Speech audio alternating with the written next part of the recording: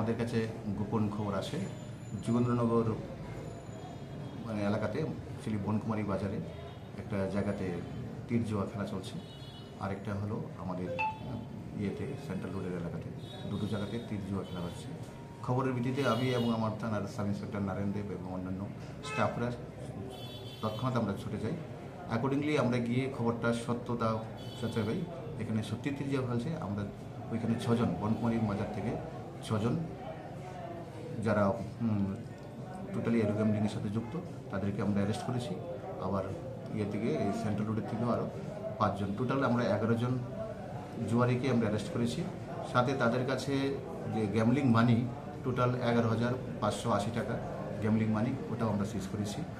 তো আমরা এইভাবে প্রত্যেক জায়গাতেই আমরা যেখানে যেখানে খবর পাচ্ছি আমরা তীর জুয়ার এগেনিস্টে আমরা খুব অ্যাকশন নিচ্ছি। হ্যাঁ, আশা করি এগুলি কন্টিনিউ চলতে থাকবে।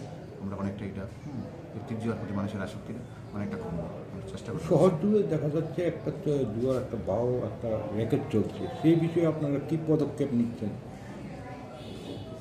হ্যাঁ, তা তো আমরা উড়িয়ে দিচ্ছি না, নিশ্চয়ই হচ্ছে না। আমরা তো আজকে গিয়ে আমরা পেলাম খবরটা ঠিক। এখন গত মাসে আমরা অনেকগুলো জুয়ারিকে আমরা করেছি।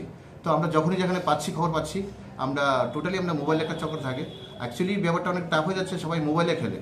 তো আমরা ধরাটা কঠিন হয়ে যায়, মোবাইলের মধ্যে ঢুকে যায়।